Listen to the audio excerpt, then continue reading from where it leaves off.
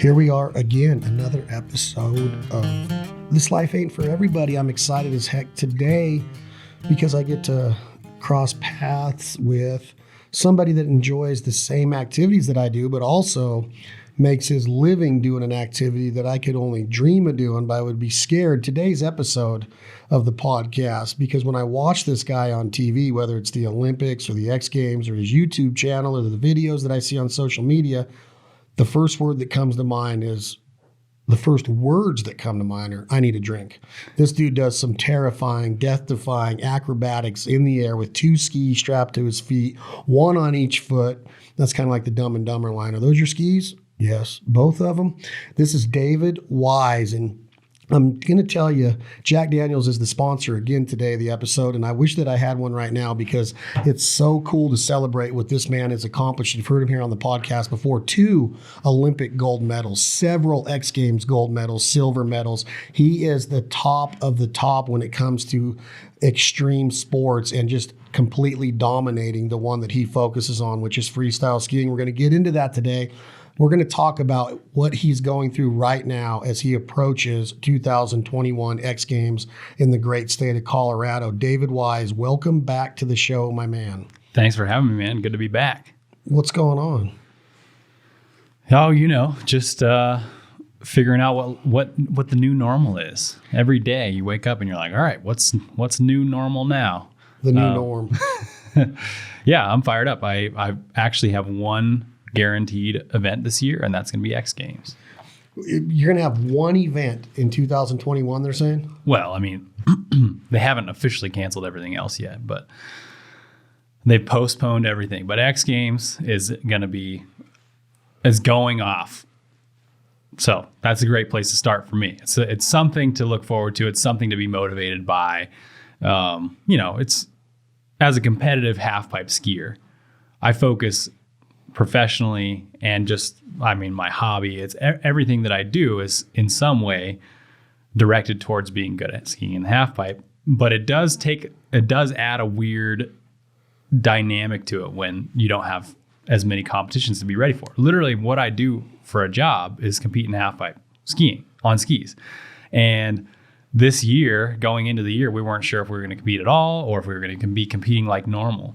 And so it definitely was kind of mentally daunting trying to, stay focused and stay training at the same level that I'm used to, because there was so much uncertainty. Are we going to be competing at all?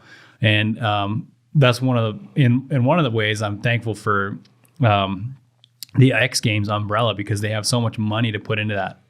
For 1 week out of the year, similar to how it feels during the Olympic years, for one portion of the year, we get the same attention that the stick and ball sports get. And I recognize and admit that my sport's a niche sport, and there's not that many people in the world who deeply care about half pipe skiing. I certainly do, but not everybody does. So I recognize that there's some, difficulties there in terms of putting a bunch of money into it, making sure everybody's in a bubble, COVID testing everybody, making sure that everybody's safe and we're going to do this thing.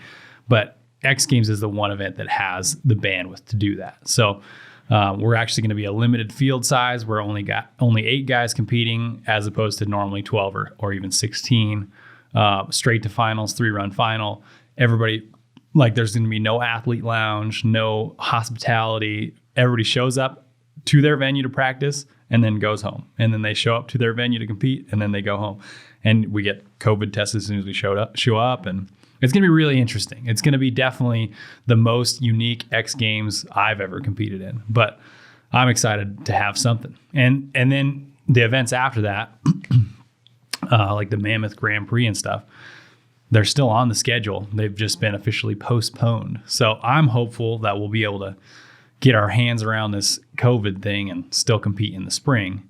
But there's certainly no guarantees. So yeah, I have at least one competition this year. How bad will it affect you knowing that, that you said the limited field, the COVID testing, no athletes lounge, no fun, no camaraderie, nothing, just straight competition, no trial runs. You get in there, you get to practice, and then you go straight to a final, 3-run final for the medal round. But part of the X Games, the biggest thing to me And part of the athlete's mindset is the crowd participation, the energy, the adrenaline, the cheering, when you complete your run, all of those people down there trying to slap you and grab you and get a selfie with you.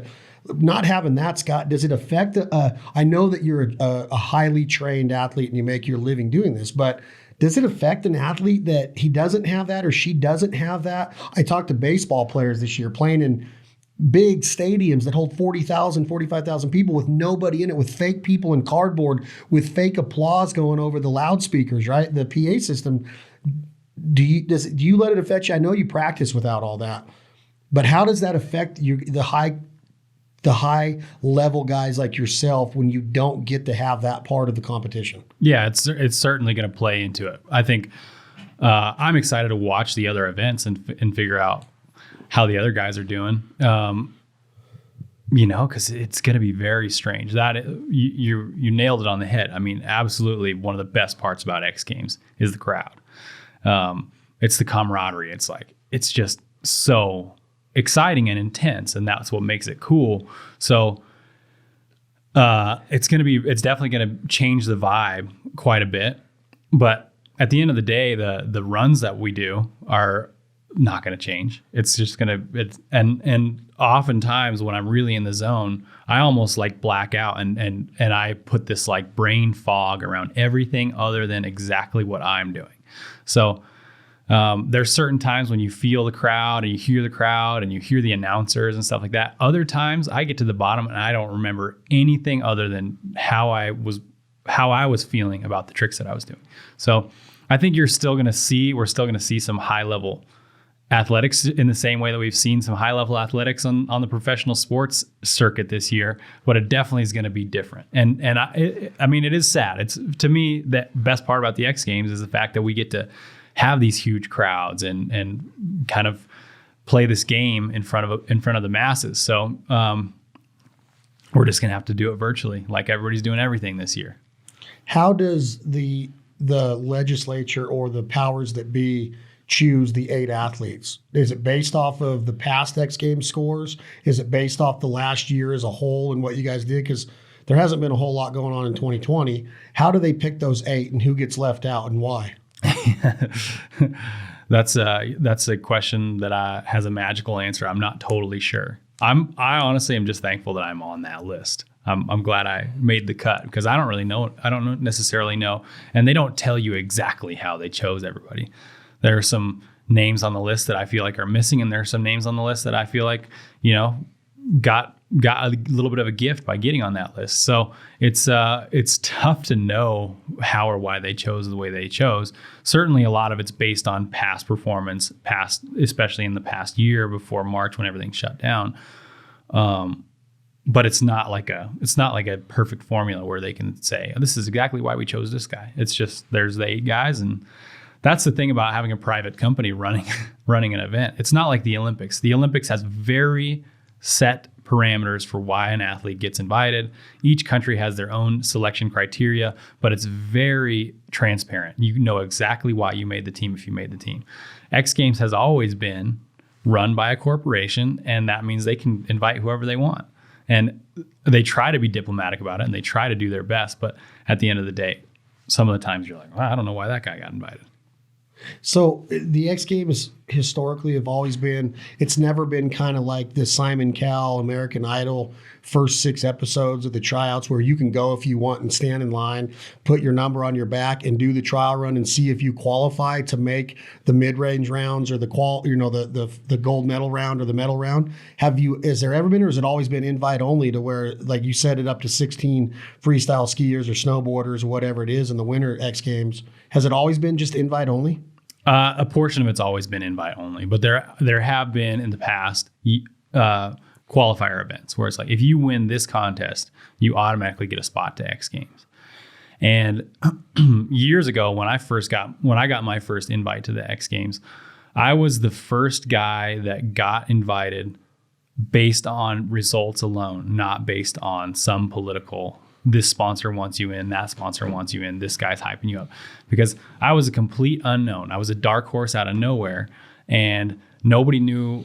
Like I didn't have that hype going for me when I was young. and I just kept chipping away at it. I just kept showing up to the open events and doing the best I could. And that's how I got my first spot. Was they recognized, okay, this guy is in the top 5 consistently, so we have to invite him.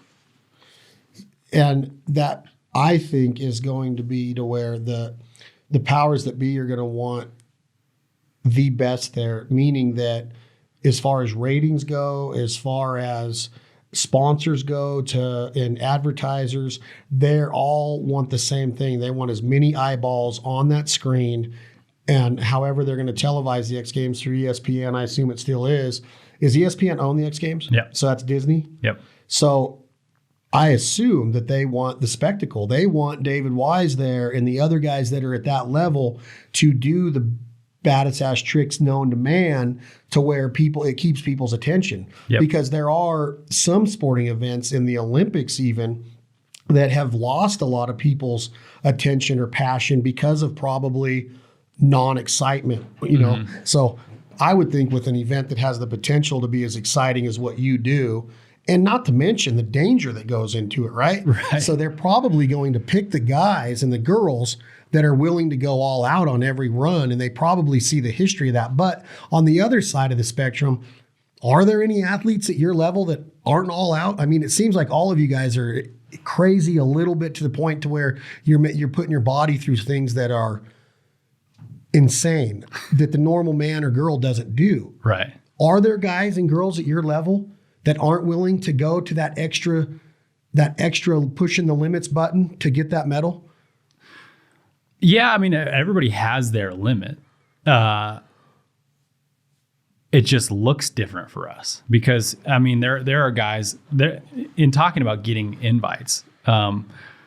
And it is a show, and it's supposed to be exciting. Certainly some guys get invited just because they are the one who will go absolutely balls to the wall. They will go all out and throw themselves around for the possibility of getting on that podium. And that's exciting to watch because it's either going to be spectacular on a positive side and they're going to land a great run and do some really crazy things, or they're going to crash. And I'm sitting here in this chair. I know for a fact that most people watch the X Games because there's a possibility of watching some gnarly crashes. And I watch some of the other sports on the X Games for the same reason. I'm like, man, that looks intense. That they might crash on that turn on the border cross or whatever. So yeah, there's definitely that excitement quality to my sport. And that's what makes it interesting. That is what makes it, because it is a niche sport. Not that many people have ever been in a half pipe in their lives, let alone a half pipe built out of snow. So I know that not that many people can relate to what I do on a personal level, but a lot of people have been skiing and they want to see it because it's exciting. And so, yeah, there certainly is an aspect of that. People, the sponsors, the TV folks, they all want to see a good show. So yeah, some of the invites are based around that, just X factor, that excitement factor. And when is the competition start? What's the exact start date that you have to? Is there a reporting day? Like, can you report early, like spring training? Can you get there and take more runs and get to know the half pipe? If maybe your competition, do they let David Wise into the half pipe whenever he gets to Colorado? What are the rules around?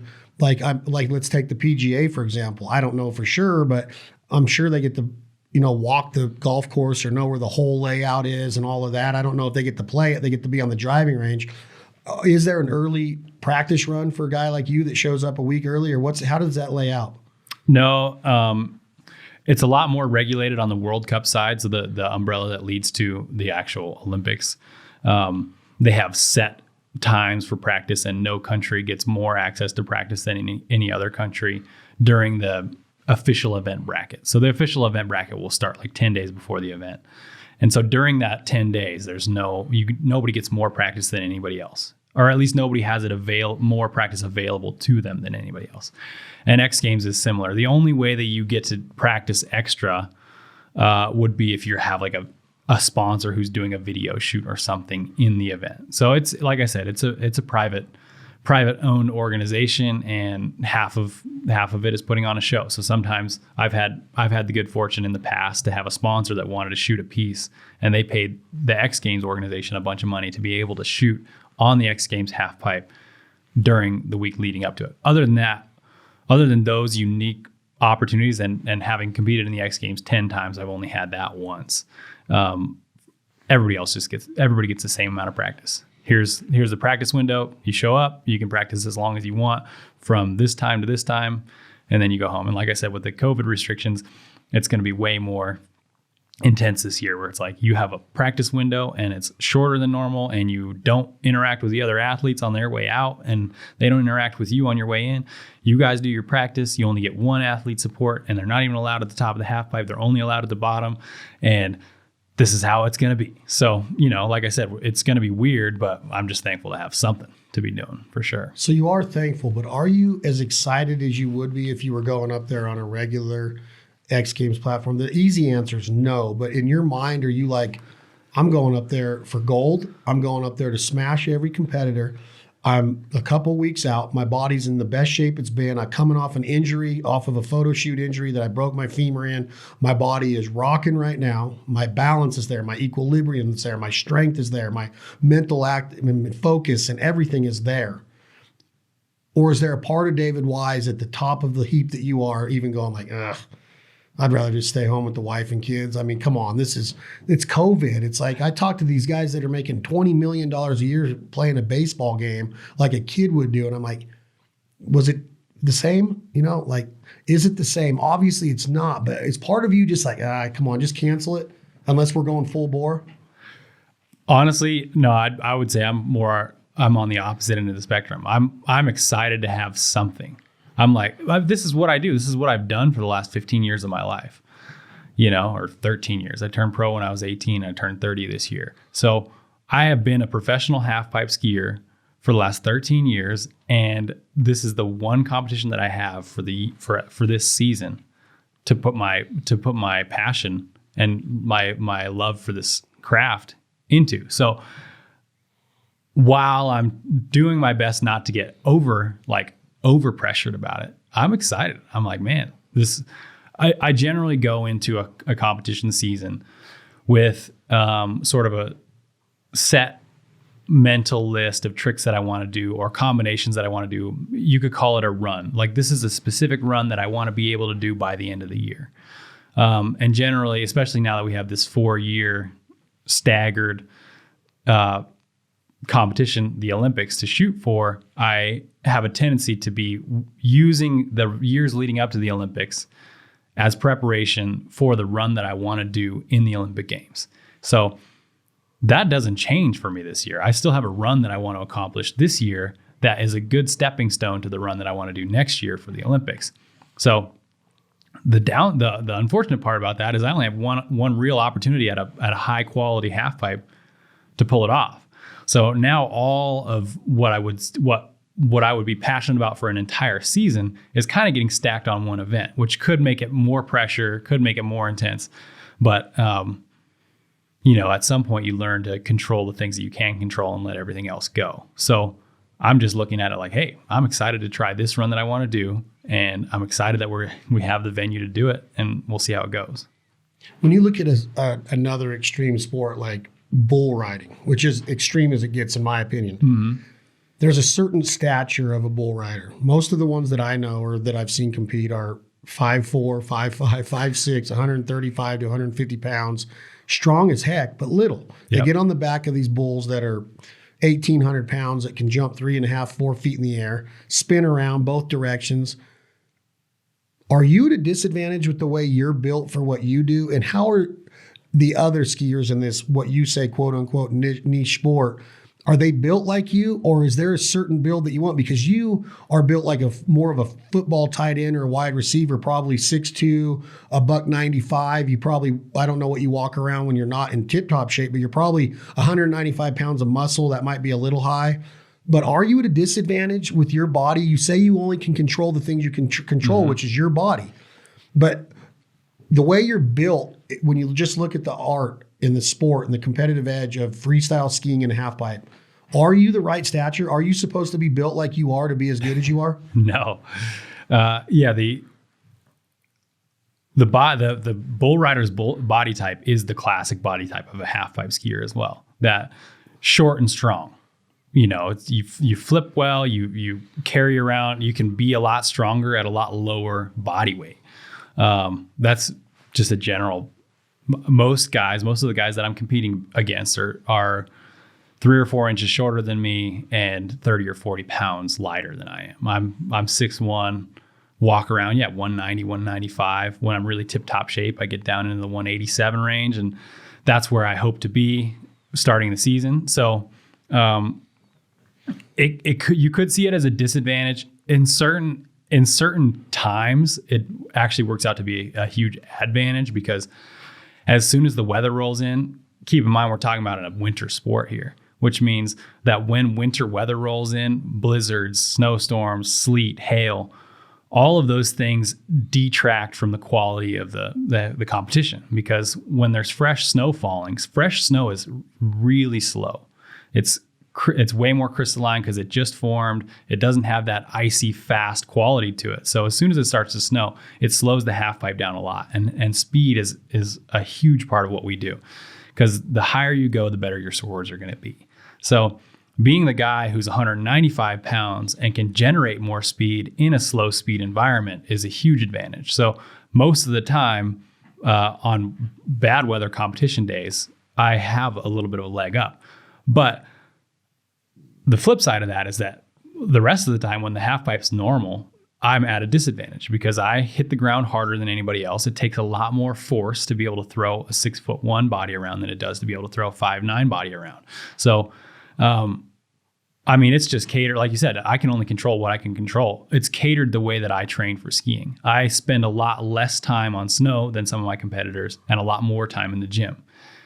A lot of the guys I compete against don't even go to the gym. They just ski all the time, and that's how they stay fit and that's how they stay strong. For me, I know that I'm throwing a big carcass around, and I need to be as strong as I possibly can be while still being as light as I possibly can be. So, I probably spend 30% more time in the gym than anybody else. And that's just the way it is for me. It's worked out in my career path to be an advantage, because the fact that I need to be stronger has required me to be stronger. And it's been a huge advantage for coming back from injuries. Because it's not a question of if you're going to get injured, it's a question of when and how badly and how quickly can you come back. And the fact that I've trained like a professional athlete, I grew up playing stick and ball sports. I played football and baseball, so going to the gym was not foreign to me. And I've treated this half pipe game like a traditional professional athlete would. I've always been in the gym. I've always been cross training in some way or another, and that's really helped my recovery from injuries for sure. But there's also gravity. So when you're going up in the air like you are, gravity's telling me that you're at a disadvantage because you're being pulled down faster. Hitting the ground a little harder, yeah. Hitting the ground harder. So does that make it harder obviously you got less time to do your tricks, right? Because the gravitational force is pulling you down faster than it would somebody lighter than you? Or is it the exact same when you're up in the air, no matter how big you are? Are you still going to fall the same? You're just going to have more force? Well, if you think about the physics of it, the amount of speed that you take out of the transition translates to how high you go in the air. So, me, a 195 pound guy going 25 miles an hour out of the transition is still going to go the same height as a 155 pound guy going the same speed. So the ability to go as high doesn't change, but I have a longer pendulum to swing when I'm flipping. So if I'm trying to do double corks or 1440s, 1620s, all those things, I just have more body to spin around. So while I can easily go as high as the other guys, I do have to generate more force with my shoulders and hips and abs and to get those rotations around. And I hit the ground harder. But the thing to think about with half pipe is if you land right at the top of the transition, so if you land right at the top of the half pipe wall, the impact is almost zero because it's a vertical transition. You take off on a vertical transition and you land on a vertical transition. So if you land just right, you don't hit the ground hard at all. when you make a mistake and you land a little further in to what we call the belly of the half pipe, you're landing on a slightly flatter surface because you're going further into the parabola there. And that's when you hit the ground hard. And that's where I feel those landings a lot worse than those other younger, smaller guys. So yeah, it's I couldn't say whether it's an advantage or a disadvantage. It just is. It's the way that it's all I've ever known is this game that I play on a pair of skis, and this is the way that I've made it work. And I feel like I wouldn't rewrite the story. I wouldn't, if you gave me a button to push to make myself 5'9" and be the ideal half pipe body type, I probably wouldn't do it, because the fact that I had to overcome these disadvantages has made me way more gritty. And there's no substitute for grit at the end of the day. You can have all the talent you want. I wouldn't go back in time and give myself more talent even, because the guys that I was competing against as a young person were way more talented than I was. But because I wasn't talented enough to get by easy, I had to learn how to work hard. And that has defined my career, is my ability to outwork anybody. In a way to where we got to remind people that you have won the gold medal at the Olympic Games twice for freestyle skiing. You've won how many X Games medals? 4. 4 X Game golds, or does that include the silver? Oh, that's just gold. That's gold. And you've also won silvers in the freestyle skiing. You've competed 10 times. So 40% of the time in the X Games, you've been the top, which is an unbelievable number because of the talent pool at the X Games is high. There's a lot of talented skiers, snowboarders. There's so much to be said about the accomplishments already. When is enough enough? I know that it's your livelihood, but you're coming off a pretty freakish injury that you said because of your strength and your time in the gym and your physical fitness and your routine and all of that. Plus mentality goes into this, but your recovery has been strong. Yep. You come back from injury very good. But you have kids now. Mm-hmm. You have youngins that are going to worry about you. You have more responsibility than just little young David Wise flipping through the air. Yep. When is enough for an athlete like that? Is it the adrenaline that keeps you going, or are you so focused forward that you know that this next Olympics is your last, or are you going to go 4 more years after that? You told me Shaun White is maybe going to go into his, I don't even know how many Olympics. This will be his 5th. Yeah. His 5th Olympics. That's 20 years of Olympics competition. That's high, especially when you're doing this stuff. Now, Phelps did a lot of Olympics, and I know that swimming is very hard, but it's not dangerous. If you know how to swim and you're not in fear of drowning, it's not doing what you and Shaun White do, or Scotty Legge, or these guys. When is enough, you think, for just the chance? Because you even said yourself, it's not if you're going to get hurt, it's when. Mm-hmm. When is enough now that you know you have other people that you're living for? Yeah, that's a good question. And that's one that I wrestle with all the time, is when is enough? And the reality is, the answer to your question, my answer to your question, kind of comes down to my mentality about why I do what I do. Because somewhere along the way, I gave up on this idea that I needed to do enough to feel fulfilled. I needed to have enough worldly success. Like X number of gold medals would be enough for me. At some point, I stopped trying to win gold medals and just started literally doing art. Like I literally just looked at the half pipe as a medium and my own body and my own skill set as the paintbrush. And like, what can I do that nobody else can do? And so I treat this game that I play as an art. And when is enough is when I'm bored of it. When I'm tired of doing new things on a pair of skis, then I'll move on. And I don't want to do the slow fade where it's like, oh yeah, he had a great career and then he just kept hanging on and hanging on and hanging on. I don't want to hang on. I want to do it as long as I'm passionate about it. And then I want to be comfortable moving on with my life. I don't want to be the washed up guy that people are like, oh, what about doing what Shaun did with skateboarding, or like Pastrana's done with so many different levels of his X Games with, automotive and motorcycle and freestyle and tricks and jumps and all that. Have you ever said, you know what, I'm going to transition into the snowboard, or I'm going to transition into a street skater because of your ability to be strong and balanced and athletic? Is it too late at 30 years old to even have that mentality now? Or would you ever consider, you know what, I've done enough with my paintbrush with these 2 skis. Now I'm rolling over here and I'm going to conquer this. I'll be 100% honest with you, man. Those dudes are way more talented than I am. I have accomplished what I've accomplished on a pair of skis, and I don't think I could do it in another realm. At least on the action sports side of things. Like Shaun White he's just insanely talented. He's the kind of guy that you're just like anybody is jealous of because he picks up something and he's good at it. And I was never that way. Now, like you said, I have a pretty specific set of skills. You know, balance is obviously something that I'm very into and have been sharpening my balance my whole life. So, if you take something that's balance oriented, I'm definitely going to be naturally good at it, but not quite so naturally good at it as those guys are. I couldn't just sit in the car like Pastrana did and say, okay, I know that I understand the laws of physics and how to drive something really fast. I'm going to be the best at this too. I'm not like that.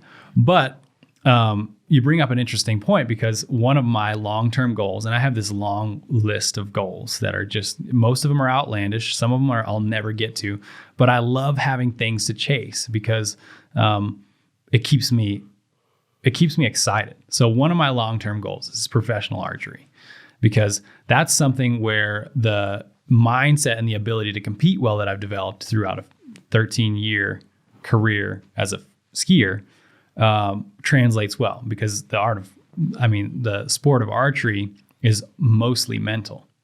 Anybody on any given day could go out and shoot a bow. I could teach you the technique, and within 4 or 5 hours, I could have you hitting bullseyes. Not every single time, but at least once in a while. So it's something that anybody could do, but it comes down to the consistency, the ability to do it over and over and over and over again. And I love that mental challenge. So as a long-term goal, I do want to try. It's just an experiment for me. Like it's for kicks. Like, all right, I'm going to give this a rip, and I want to try to make it as a professional archer at some point.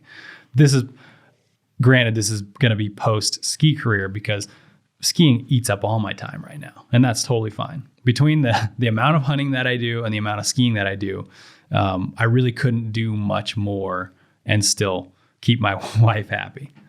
With your ability to physically to do what you do, I've seen videos of you working out. I've seen videos of you skiing and half pipe and the things that you can do.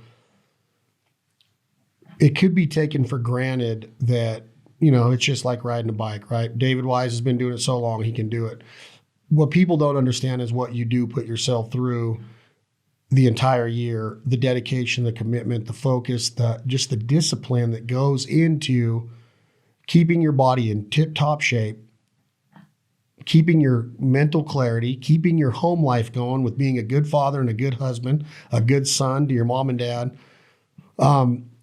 What are the driving factors, or what are the things that you do control that help with that? Let's start with nutrition.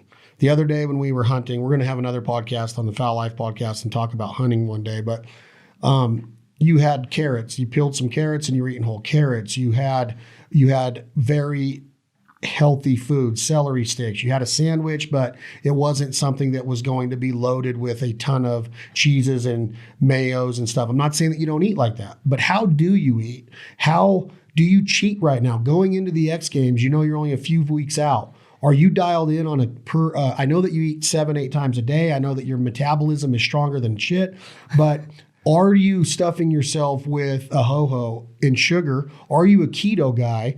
Do you cheat with sushi right now and eat all of the rice? Is your body just so quick twitch that you can do whatever you want and still perform at that level? Or does that discipline have a huge role in your success too? Oh, absolutely. That's probably one of the unnamed aspects of what I do, or what any athlete does, that it's almost hard to understand, because it seems so mundane.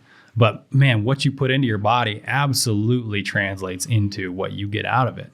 And so, yeah, for me, I've done all kinds of testing and experimentation based around diet to try to find out what works best for me. And I'll come out and say that what I do for me isn't necessarily what you should do for you, because I have tested it on myself and I know that it works best because I've tried everything else and it didn't. So but I think that everybody needs to figure out what it is that their body wants, And so for me, I don't do the keto thing. I'm not super low carb. I'm actually a pretty high carb diet kind of guy, but I stick with the complex carbs. I try to eat as little processed food as I possibly can. Most of the protein that I eat, I would say probably 95% of the protein that I eat is wild game. So it's something that I either shot with my bow or raised with my family and did the butchering and slaughtering and butchering ourselves. And that works best for me. I've tried vegetarian and vegan and all the fad diets. I've tried different nutritional programs. And for me, the complex carb, high gain protein diet 100% outperforms all the others every time. So yeah, on the other end of the spectrum, my sport's a finesse sport, meaning it's almost I almost eat like a sprinter would, right? Like he only has a short amount of time that he's under a large amount of stress. Like when you're on the starting line as a sprinter, the gun goes off and you put your body through an immense amount of force for a really short amount of time. And my sport's pretty similar in the fact that a run lasts generally 35 to 40 seconds. So all I need to be able to withstand really for my sport is 35 to 40 seconds of immense pressure. Lots of strength, lots of explosive movements with my muscles. But then I generally have a rest period right after that. So I eat more like a sprinter than like a long distance runner.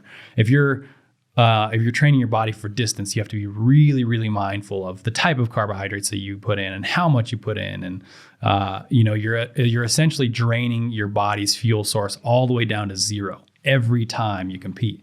I never drain my body's fuel source down to zero. And I can walk around at 10 to 12% body fat and still be that's actually the realm that I want to be, because your muscles actually, to be extremely explosive, need to have a little bit of a fat cushion around them. So I'm not walking around at 5% body fat like other athletes are. So I call it performance eating. You'll definitely see me eat. For one thing, I eat a lot of food, and I don't stress about not eating this or not eating that. I still eat things that taste good. I just eat a lot of it. I love that part of the game that if you have the right mindset, and you said obviously what works for you might not work for anybody listening, including myself, but I think it's such a cool mindset to not stretch your body out over fad. What you put in is what you take out, just like a bank account. You have fad diets. You have, they say that athletes don't diet. They don't exercise and diet. They eat and train. Mm-hmm. They make sure that they are putting in their body what their body needs for what they're going to do. And I think it's just a great way to live and a great example of saying, hey, if you work hard and you take care of your body mentally, emotionally, and physically, and you do the protocols, you do the small muscle workouts, you do the recovery drills, you do different things for cardio or different things for strength training. That's number one. That's key of being able to have the mindset of like, look, I want to enjoy food. I don't need to abuse it. You don't need to abuse food. You don't need to go in and be a glutton for punishment and go to a Chinese buffet and just stuff yourself full of MSG and fried foods and breaded foods and all this stuff, like you say, processed. But if you really have that mindset of like, dude, I take care of myself. I'm not going to stress out what I eat. Yeah. I'm going to burn it off. I'm going to exercise enough. I'm not even going to have the mentality that I'm going to work hard enough so I could cheat on a meal. I'm just going to put into my body what it needs and not think twice about it. Yeah. I mean, you just have to look at it. For me, I look at it as a long game. I know that traditionally, historically, I'm a lot more mindful about it when it comes down to being really close to competition, when I'm trying to be at my absolute peak. But the rest of the time, I'm playing the long game, and I know that habitually I'm eating the right things. I'm eating things that are good for my body. I'm eating enough of the right things. I'm eating enough protein. I'm eating enough carbohydrates. I have enough vitamins and minerals. I know that as in the long term. And that means I can get away with a meal here and there, and I don't have to stress about it. So I think that's a good little tip for people. It's like, hey, look, eat consistently well. And that means you can have a donut here and there. and you don't have to cry about it. You don't have to stress out, right? You don't have to have that mindset of like, I'm going to do the Atkins and I'm never going to eat spaghetti again. Yeah. Like that's crazy to me, because sooner or later your body's going to be like, I need spaghetti or lasagna again. And then all of a sudden your body's going to be like, whoa, what'd you just put in me? You know, like your system's not going to be ready for it. It's just, I think it's a cool way to live. And then especially you top it with wild game and complex carbohydrates, animals that you scout and harvest and take all of this pride in preparing and butchering and processing and everything that goes into that mindset. Such a great study, such a huge study of, especially, and I don't care if you're an anti-hunter, to each their own. Mm-hmm. I don't care if you're a vegan or a vegetarian, but if you really break it down and you look at what the body needs, it's so cool to know what an elk can provide, and a caribou, and a wild pig, or a home-raised pig, or 4-H pig, like what we're going to eat today. I just think it's a cool mindset to be able to hone your skill set as an archer or a shotgunner or a game caller or a hunter or a fisher or whatever you're doing, or raising cattle and steer and pigs and goats and lambs or whatever you and your kids are doing. Process that food. Use that food as fuel to go win an Olympic gold medal, to be able to go into the gym and put your body at the highest stress that it can get through, and balance and equilibrium and all of the stuff that it takes to have that going on. And then just, it's all encompassing sustainability. Yep. And then go and make sure that you're part of the conservation groups that are helping out. That's right. Making sure that you're all about the mountain and the snow and the habitat and everything that goes into to conservation, and what really it means to have a really good relationship with Mother Nature and understand the mountain or the marsh what a cooler way to live, dude. I mean, it's like you're wrapping it all in to like this little David Wise little gel system of like, hey, this works for me. But I really think that if people broke it down and studied it, I think they could be like, dude, that mindset's unreal. That mindset is the reason why you're at where you're at, in my opinion, of like, look, I do what it takes to be successful, and I don't make excuses, and I don't apologize for it. I'm respectful. I'm ethical. I have morals. You know what I'm saying? Like all of that. You care about the animals that you're chasing, and then you're eating them, and you're providing high protein, organic, wild game meat and proteins for your family and friends. Yeah, it's pretty badass. I mean, the way I look at it is, like you said, I can see all walks of life, and I can respect anybody else's journey. But for me, I tested diets, and I recognized that my body needed to eat meat in order to perform at the levels that I wanted to perform at. In order to be as strong as I wanted to be, I tried other things, and I was only disappointed with the results. So I knew I needed to eat meat. And so then I went into the complex carbs testing phase of that diet experiment that I was doing. I was like, okay, chicken, turkey, all these other things. And the wild game meat, primarily elk, which just outperformed everything else in terms of how I felt and how I performed. So I just recognized this is the journey for me. I mean, I'm not going to say that I wasn't excited that it happens to coincide with one of my other great passions, which is hunting and being in the outdoors. I feel closest to God when I'm outside. I like being out in the mountains. I just like it a lot. Whether I harvest an animal or not, I love hunting. And so yeah, it's kind of become this thing where I always felt like hunting was good. Hunting and mountain biking and all the things that I do in the summertime were really good cross training for skiing. And ironically, skiing has kind of become good cross training for hunting, because I've learned through the art of half pipe skiing how to perform well under pressure. And the pressure isn't that different when you're standing at the top of a major competition or when you're about to draw your bow back on the biggest bull you've ever seen. They're really similar feelings. And so I've been able to translate those two things. So I've kind of settled on this philosophy where I'm cross training for life. So I'm no longer cross training for skiing when I'm mountain biking, and I'm no longer cross training for hunting when I'm skiing. All of those things for me are just a way of becoming a better human.